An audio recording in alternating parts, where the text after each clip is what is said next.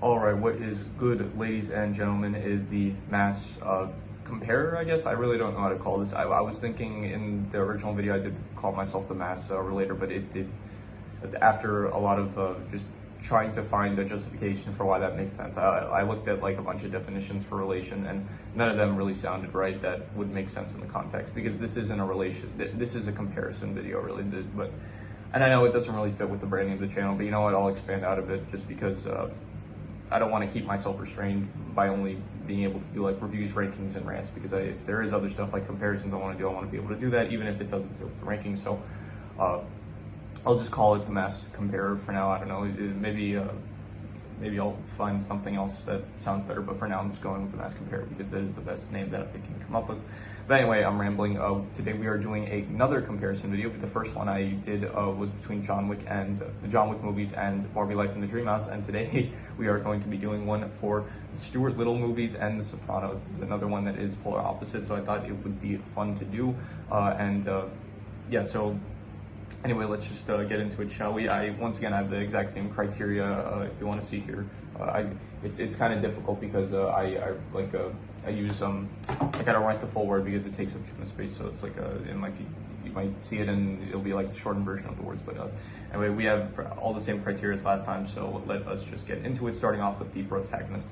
So Tony Soprano is a much more interesting protagonist than Stuart Little. The struggles that he faces are much more interesting, where he has to deal with stuff going on with the mafia. He has to deal with like problems in his personal life with his family and stuff. And Stuart also, he has to deal with problems with his family. But it's like in the first movie, it was like his problems were just trying to figure out who his real parents were, and then he ends up like meeting some mouse people that are claiming to be his real parents, but then turns out they're not actually his real parents. So you know, it's not as like intense as like the stuff that goes on in The Sopranos. In the second movie also, it's just like him helping out his friend Margalo when she's like in a bad situation with like Falcon, and just the stuff with Tony is more interesting, whether it's like the divorce with Carmela, whether it's like having to back off like okay, that sounds bad. Whether he has to whack someone, whether he has to like clip one of his friends like Big P, or whether he kills, like just the struggle that Tony faces. It's like with his heart attacks and stuff, with the panic attacks, it's just much more interesting, him as a character. Also James Gandolfini, I think Michael J. Fox is a great voice actor, but I do think that James Gandolfini, he just brings like this much more, because of the show he's in, like he's able to bring like a much more intense performance compared to Michael J. Fox, where all the Stuart Little movies are meant to be more like you know, like down to earth kind of. So anyway, the side cast, definitely The Sopranos. Stuart Little doesn't really have a side cast. It's mainly just the Little family, which is George, Eleanor, and Frederick Little.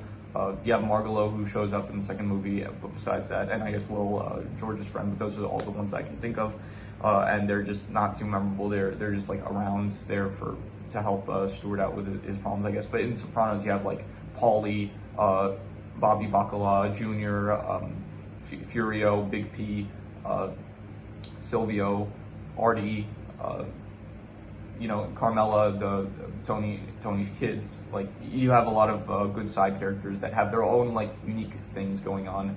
So I'll say that there are like still some characters in the Sopranos that you do end up forgetting about, but the majority of them, you're interested in them and you like it when they're on screen, and they do help elevate the show's presence, which I can't really say. I feel like in Stuart Little, if you took out a lot of the side characters, like if Will wasn't in it, you wouldn't really care. If I guess Margalo she does feel like a key character, at least for the second movie.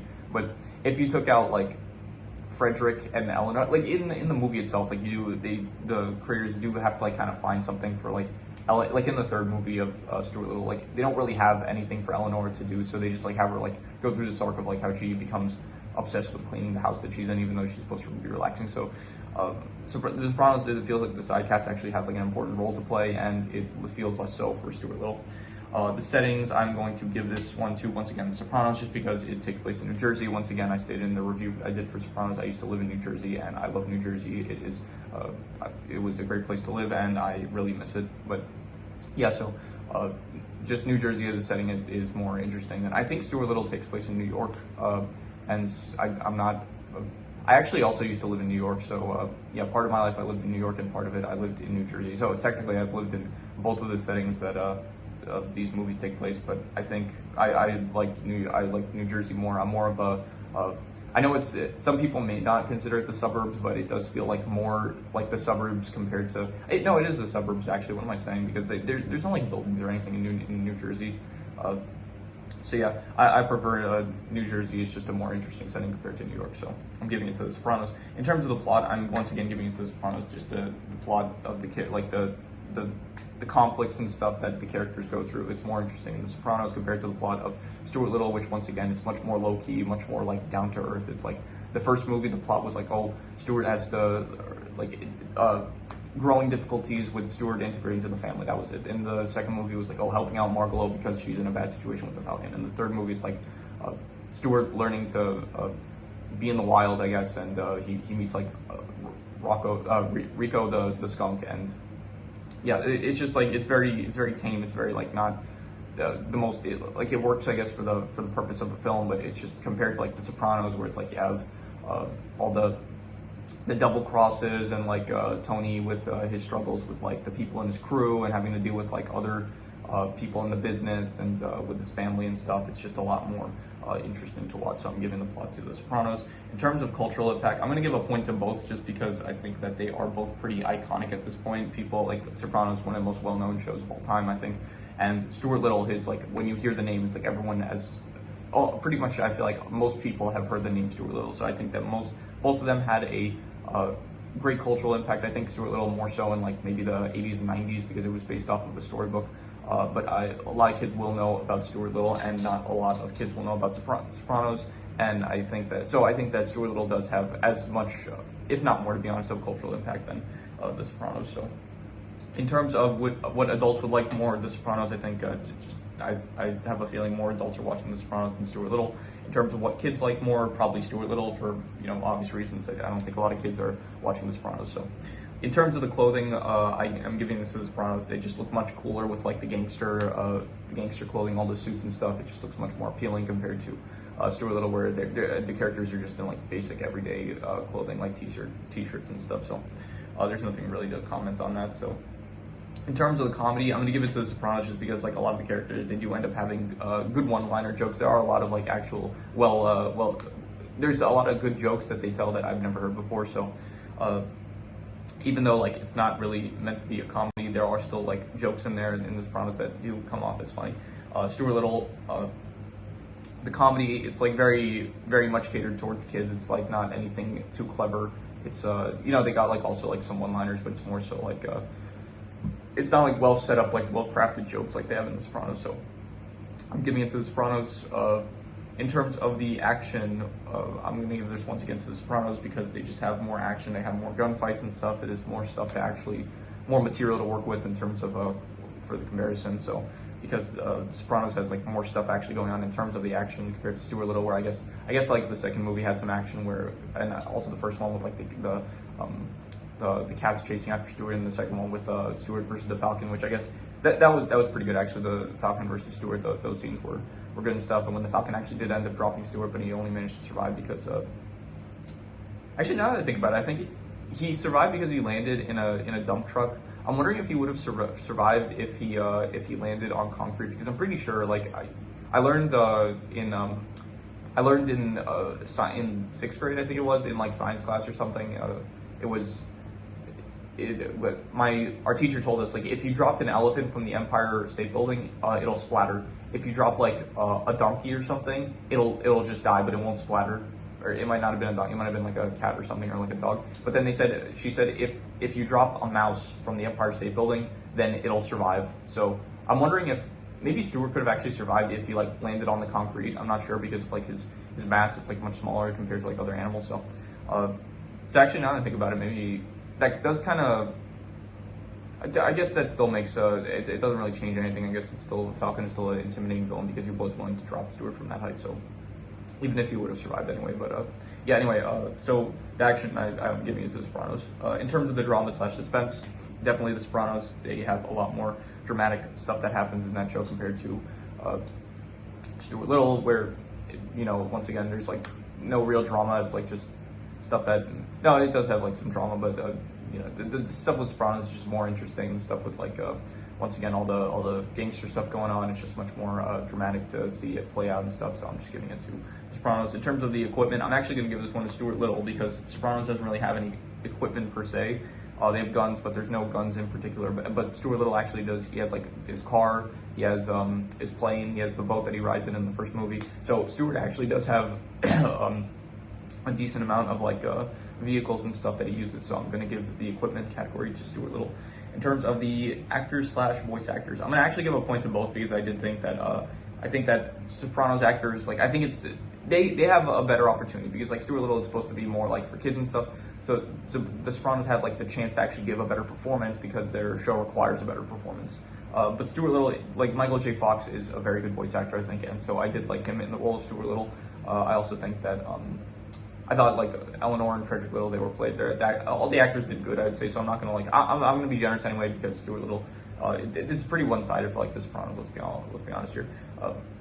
I know into this going in like who's most likely going to win. In a future video when I do like comparisons, it will be closer, and so I will probably only reveal at the end like who actually has more points. But anyway, so actors / voice actors, I'm giving it to. I'm going to give it a point to both because James Gandolfini, great actor. All the actors in The Sopranos do a really good job, but also like the voice actor for Stuart Little, Michael J. Fox, he does a great job as well, and so do the Little family. They're good actors as well. So Hugh Laurie, he plays Frederick Little, and I'll say this now. In general, I don't know like how much I want to really spoil the future reviews I'm doing. In the past, I did like mention like some stuff that I was in the works, but at the moment, I have a lot of stuff in the works, and I don't know how much of it I want to spoil. But I will say that I am watching House. That is one of the shows that I'm currently watching in order to. I say make a review for it. I'm watching it because this entire channel, like all this stuff I would be doing anyway if I wasn't making these videos. The reason I even started making these videos was because like, hey, if I'm gonna be watching all this stuff anyway, I might as well like give my takes on it and then see if people want to hear it, and then maybe I don't know I can make something of that. So yeah. Anyway, so I am in the process of watching House, and I mentioned that because Hugh Laurie is in. He is in Stuart Little, so yeah, I'm just bringing that up. In terms of my personal preference, I personally prefer The Sopranos. It is just a much more entertaining show to watch. In the past like 2 weeks, I have been watching a lot of clips from the show because it is a very entertaining show, and I like watching the clips from it because once again, it is entertaining. So personally, I prefer The Sopranos over Stuart Little, so I'm going to give a point to them.